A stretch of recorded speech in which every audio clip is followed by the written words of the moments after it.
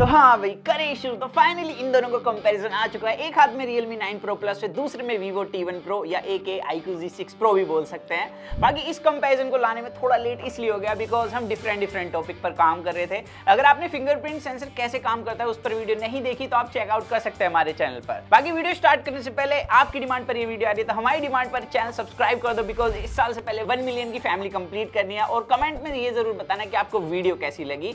तो यहाँ पर वीडियो स्टार्ट करते हैं। सबसे पहले दोनों में क्या क्या कॉमन देखने के लिए मिला है। तो यहाँ पर दोनों का जो प्राइस है वो ऑलमोस्ट सेम देखने के लिए मिलता है और दोनों पर ही मस्त डिस्काउंट आपको मिल जाता है। बाकी दोनों ही फोन 5G और दोनों के अंदर मस्त 5G के बैंड मिलते हैं। और इस बार ये कमाल की चीज है कि जितने भी 5G वाले फोन आ रहे हैं वो सिर्फ नाम के लिए 5G नहीं है, उनमें एक्चुअल में काम का 5G है। मतलब बैंड अच्छे देखने के लिए मिल रहे हैं, वरना पहले तो बैंड के नाम पर बैंड ही बजा रही थी कंपनियां। अबे साले। अब यहाँ पर अगर आप ये जानना चाहते हैं कि किसके अंदर 5G के बैंड ज्यादा है तो भाई Realme के अंदर 13 5G के बैंड है, वहीं पर Vivo के पास 7 5G के बैंड है। बट मैं कहूंगा कि दोनों के पास ही अच्छे 5G बैंड है और अभी तक 5G आया भी नहीं है। बाकी यहाँ पर 4G की बात करें तो दोनों के अंदर ही मस्त 4G कैरियर एग्रीगेशन की शक्ति मिल जाती है और दोनों के अंदर इंडोर आउटडोर मस्त 4G प्लस देखने के लिए मिलता है। और यहाँ पर कोल्ड ड्रॉप वगैरह मेरे को किसी पे देखने के लिए नहीं मिली। बाकी यहाँ पर वाईफाई एक ऐसी चीज है जहां पर मैंने Realme को देखा है अपने फ्लैगशिप के अंदर भी वाईफाई में थोड़े से कमजोर परफॉर्म करते हैं। लाइक मैंने इनका Realme GT 2 Pro अनबॉक्स किया था, उसके अंदर मैंने देखा कि वाईफाई 6 का सपोर्ट नहीं था। कुछ लोग बोल रहे थे है बट उन्होंने भी दिखाया नहीं और मैंने आपको दिखाया था कि 6 सपोर्ट नहीं कर रहा था। सेम यहाँ पर है, ये वाईफाई 6 सपोर्ट नहीं करता।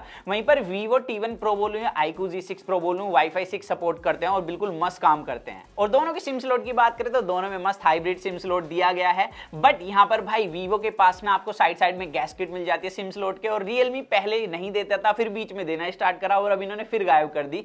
तो इससे क्या होगा ना, जिसमें गैस्केट होती है उसमें पानी और धूल जाने के कम चांसेस होते हैं। तो अगर आप गलती से Realme को थोड़ा बहुत पानी में ले गए हो ना तो शायद ये थोड़ा बहुत पानी पी ले। और Realme के पास भी भाई कुछ एडवांटेज है। लाइक इस पे 3.5mm जैक का गड्ढा है जो कि Vivo पे नहीं मिलता और इसमें स्टीरियो स्पीकर्स दिए गए हैं। Vivo के पास मोनो स्पीकर्स हैं और इसके स्पीकर्स लाउड मिलते हैं, ज्यादा बेसी मिलते हैं, बस इसके अंदर डिस्टॉर्शन है। और Vivo के स्पीकर्स क्लीन है और जब आप गेमिंग वगैरह करते हो ना वहां पर भाई जो इसके स्पीकर्स हैं वो ज्यादा लाउड परफॉर्म करते हैं Realme के कंपैरिजन में।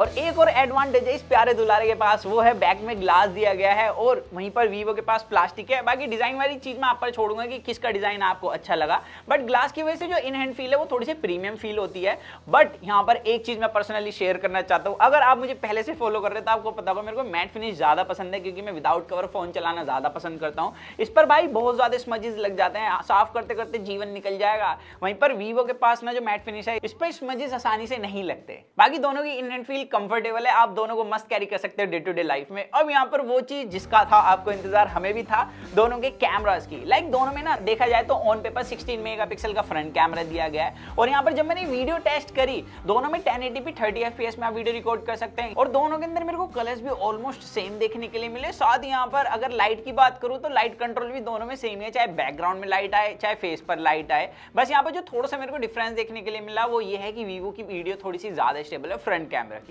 अब यहाँ पर मैंने फोटो भी कैप्चर करी है और यहाँ पर डायनेमिक रेंज दोनों के अंदर सेम है, बस जो फर्क आता है वो स्किन टोन का आता है। Realme ऑफर करता है वार्म स्किन टोन और Vivo ऑफर करता है कूल स्किन टोन। और अगर आपको लगता है सेम मेगापिक्सल के कैमरा सेंसर है तो डिटेल सेम होगी, तो नहीं, यहाँ पर Vivo के पास डिटेल्स ज्यादा अच्छी देखने के लिए मिलती हैं। और बैकग्राउंड में लाइट कंट्रोल भी भाई Vivo ज्यादा अच्छे से करता है। और Realme के अंदर मैंने एक प्रॉब्लम फेस करी, जैसे पोर्ट्रेट मोड लगा देते तो फ्रंट कैमरे में इतनी ज्यादा ओवर शार्पनिंग देखने के लिए मिलती है, मतलब पूरी इमेज बेकार लगती है। बाकी इंडोर के अंदर भी सेम ही रिजल्ट्स देखने के लिए मिले। यहाँ पर जो Vivo है वो फार बेटर परफॉर्म करता है फ्रंट कैमरा में Realme के कंपैरिजन में, चाहे मैं पोर्ट्रेट मोड की बात करूं चाहे नॉर्मल मोड की बात करूं। इवन लो लाइटिंग कंडीशंस के अंदर भी Vivo का फ्रंट कैमरा ज्यादा अच्छा परफॉर्म करता है। अब Vivo के पास 64 मेगापिक्सल का मेन कैमरा है तो Realme के पास 50 मेगापिक्सल का। जब मैंने यहाँ पर वीडियो रिकॉर्ड करी तो मैंने देखा जो कलर्स हैं वो ज्यादा बैलेंस देखने के लिए मिलते हैं Vivo के पास, प्लस इसके अंदर स्टेबलाइजेशन भी ज्यादा तगड़ी है। Realme के पास थोड़े कॉन्ट्रास्टी कलर्स दिए गए हैं। साथ ही अभी तो हम वॉक कर रहे हैं, यहाँ पर आप स्टेबलाइजेशन देख सकते हैं भाई। Realme के अंदर अब काफी लोग कहेंगे इसमें OIS है, तो इस पर पहले काफी कंफ्यूजन थी बट फाइनली ये चीज निकल कर आई कि इसका OIS सिर्फ फोटो में काम करता है। जिसका रिजल्ट क्या है, जब आप इंडोर फोटो कैप्चर करोगे तो वहां पर भाई Realme ज्यादा अच्छा परफॉर्म करता है Vivo के कंपैरिजन में, चाहे कलर्स की बात करूं चाहे लाइट कंट्रोल की बात करूं।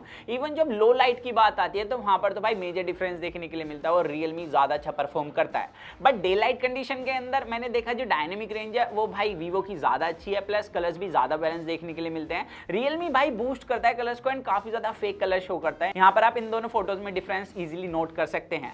बाकी अगर आप ह्यूमन की फोटो ज्यादा कैप्चर करते हो तो यहाँ पर मैंने एक चीज देखी है, जो स्किन है उस पे से टेक्सचर गायब कर देता है। रियलमी काफी इवन स्किन टोन कर देता है, वहीं पर वीवो काफी हद तक रियल कलर्स दिखाता है। प्लस वीवो के जो कैमराज है वो मेरे को ज्यादा कंसिस्टेंट देखने के लिए मिले रियलमी के कंपैरिजन में, और डिटेल्स दोनों के अंदर बैक कैमराज में सेम ही है। बाकी यहाँ पर मैंने देखा जो रियलमी के कैमराज है आउटडोर के अंदर वो इनकंसिस्टेंट है, कभी कभी बहुत ही ज्यादा गोरा कर देता है, और आप मेरे लिप्स देख सकते हैं, ऐसा लग रहा है लिपस्टिक लगा आया हूँ।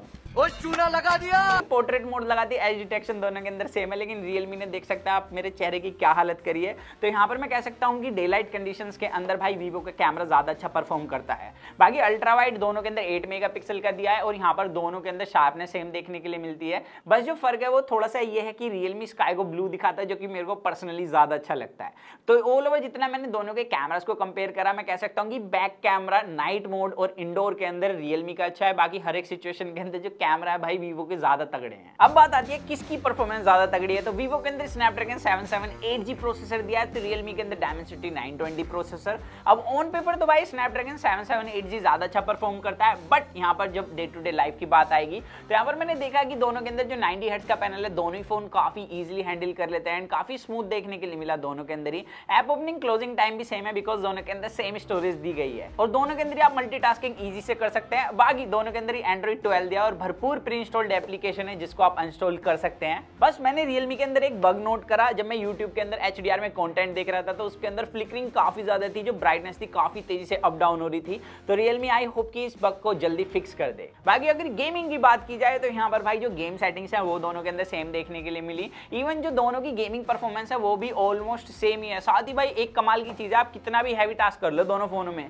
बिल्कुल भी हीट नहीं होते दिल्ली की गर्मी में भी। और दोनों के अंदर गेम मोड दिया गया है, दोनों के अंदर ब्राइटनेस लॉक कर सकते हो, नोटिफिकेशन लॉक कर सकते हो। बस जो वीवो है उसके पास एक एडवांटेज ये मिलती है कि आप HDR गेम को HDR में कन्वर्ट कर सकते हैं, मतलब ईगल आई व्यू मिल जाता है। इवन इसके अंदर जैसे मैंने बताया मोनो स्पीकर है, उसके बाद भी जो गेमिंग के टाइम पर है इसके स्पीकर ज्यादा लाउड परफॉर्म करते हैं। बस जो रियलमी है इसके पास एडवांटेज है कि 3.5mm जैक का गड्ढा है इसमें, और वीवो के पास सिर्फ 3.5mm जैक वाले छेद नहीं है, यहाँ पर फ्रंट में भी छेद दिया गया है इसके, क्योंकि पंच होल है यहाँ पर। और वीवो के पास जो आपको एक डिसएडवांटेज मिलती है वो यही है कि यहाँ पर ड्यू ड्रॉप नोज दी गई है, बट इसके पास एडवांटेज भी डिस्प्ले में है, क्योंकि इसके बेल्स और चिन काफी ज्यादा कम है रियलमी के कंपैरिजन में। और जब आप फ्रंट से दोनों डिस्प्ले को देखोगे ना तो इसकी डिस्प्ले ज्यादा क्लीन लगेगी, बस यहाँ पर पंच होल और होता तो मजा आ जाता। बाकी दोनों में किसी तरीके का व्यूइंग एंगल्स में टिन नहीं है, और दोनों की जो डिस्प्ले है वो AMOLED panel full HD+ HDR10+ certification के साथ, और आप OTT प्लेटफॉर्म पर फुल HD में कंटेंट स्ट्रीम कर सकते हो दोनों के अंदर ही मस्त। बाकी जब मैंने दोनों के अंदर कंटेंट देखा तो यहाँ पर मैंने एक चीज नोट करी, लाइक जो वीवो की डिस्प्ले इसके अंदर 1300 निट्स की पीक ब्राइटनेस मिलती है,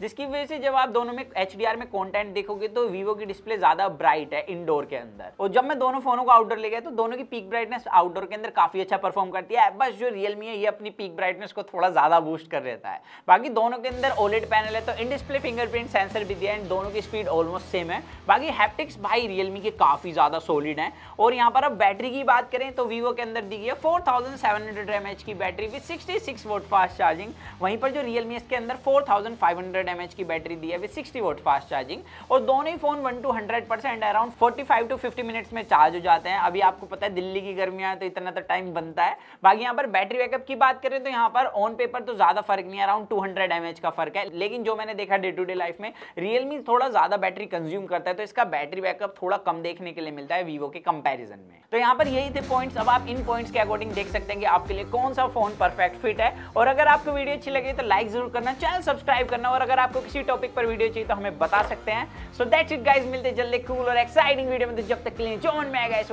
to watch your heart will stay in with the HFV unbox guys.